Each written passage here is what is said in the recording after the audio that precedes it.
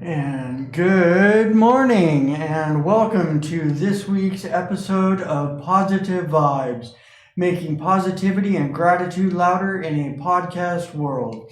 And this morning, as my guest, I have my friend Lovey Ray, and she is a friend and fellow MSer. She also has multiple sclerosis, and she has an amazing story. Her story, which I did not know her whole story, we're friends on social media, met a few years ago at a get-together up north, and yeah, it's like we haven't seen each other in person since then, but we've been friends on social media, been following each other on there. And here recently, the other day, I got the newest, I was going to say the newest episode, but the newest edition of the National MS Society's magazine, Momentum. I got that in the mail and was reading through it, and I opened it up, and all of a sudden I saw Lovey and her stories in there called An Unforeseen Challenge. Anyway, I thought it was a powerful story, very powerful, and wanted to have her on my show. So, good morning, Lovey. Good morning, Jay. Thanks for having me.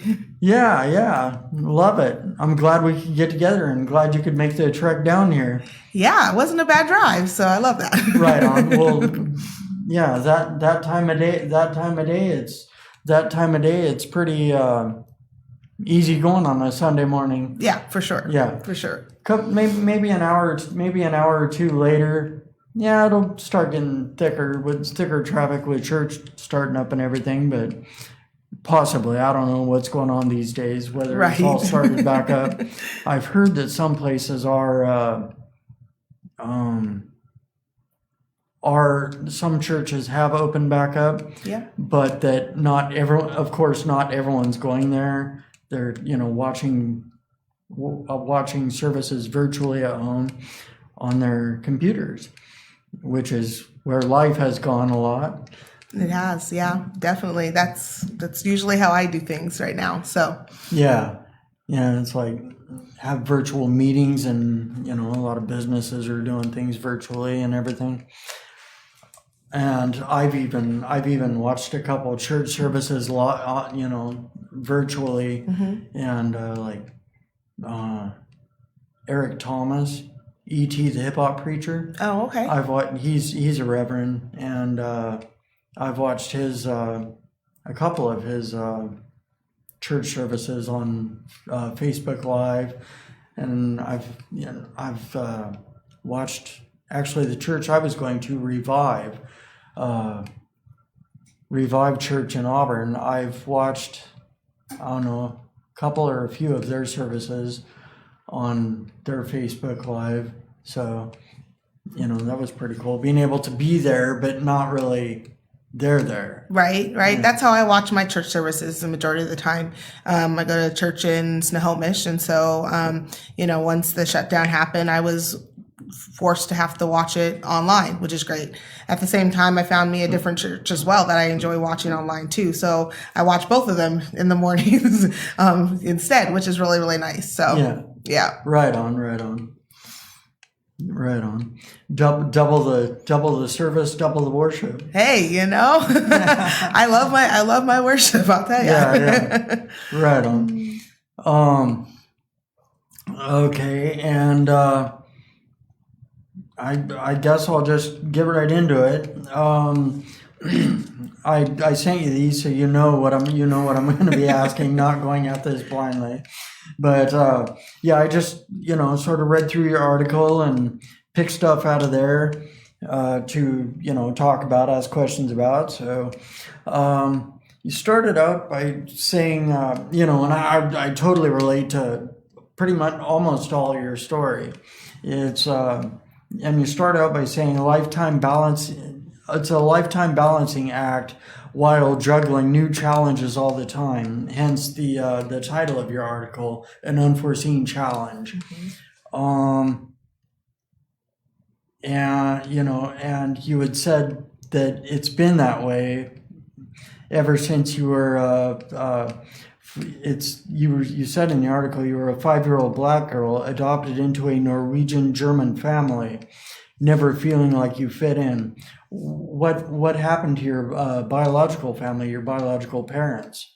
So I was born to a single mom, and I had a couple other siblings older than me, but at that time she was just struggling in her life, and I was actually put up for foster care, but some things happened in transition where that the people that I was adopted by asked if they could adopt me, and so that's why I ended up there.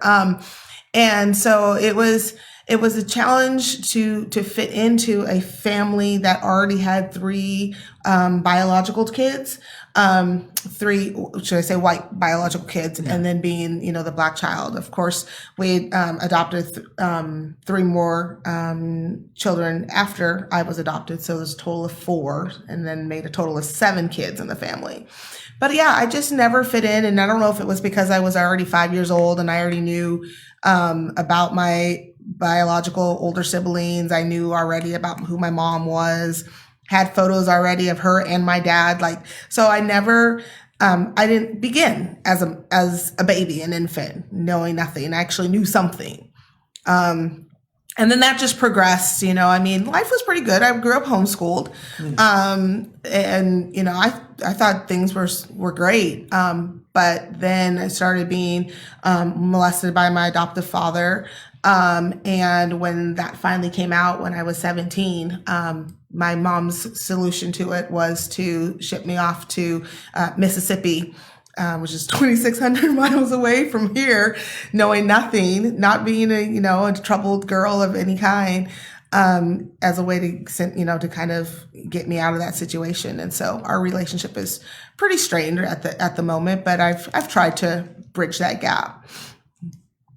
So I've worked really hard to try to overcome that particular challenge. And then, of course, MS makes it even a new challenge on top of it. So yeah. Man, that's quite a bit to happen to you at that age and that young. And it's like, I relate to, or I know my mom's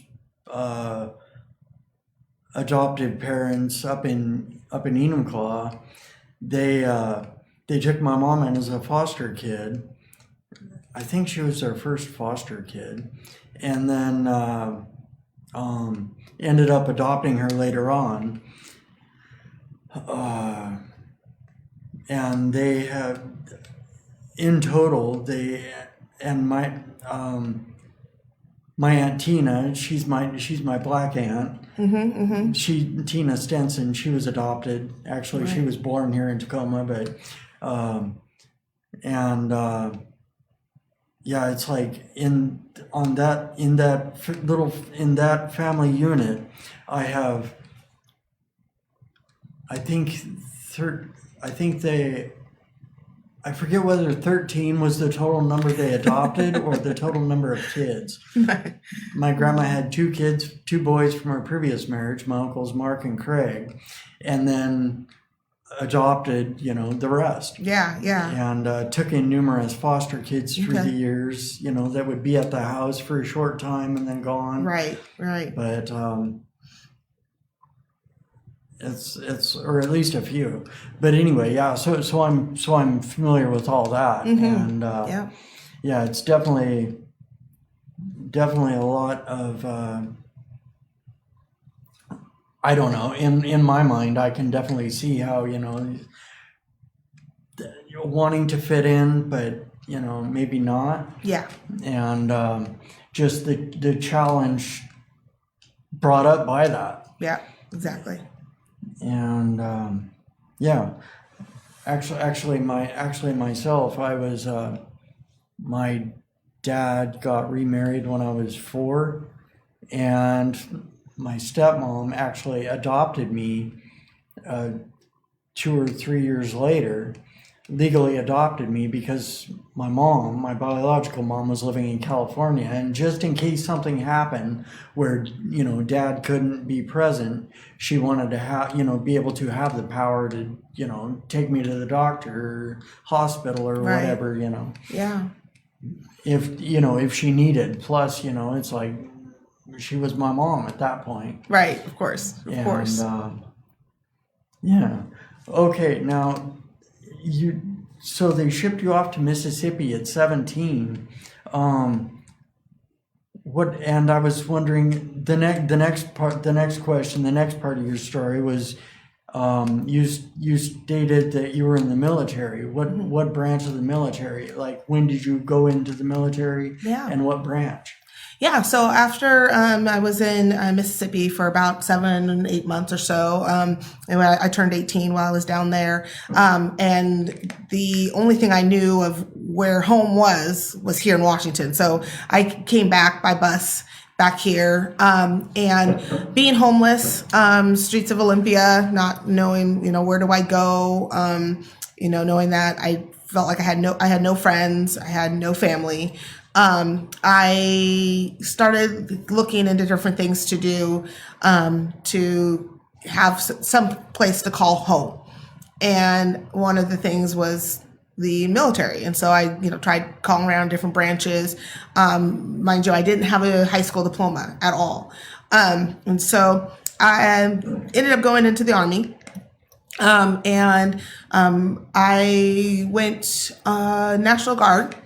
Was gonna try to go to school, back to school, get my GED and stuff like that with them, but because of challenges with my children, by the time I finished with my basic training and all of that stuff, I had 2 kids. By the time I was really settled into my unit, which was up in Everett. And so, and I had gotten into marriage and, of course, like I said, had the 2 kids. And I wanted to make that a career. I loved it. I enjoyed every moment of it. But being in a marriage that ended up being with an abusive man, I had to choose. Do I get shipped off? Of course, this is about 9/11. So do I get shipped off with my unit, and to help support my country? Or do I stay and take care of my children? Where's my responsibility lie?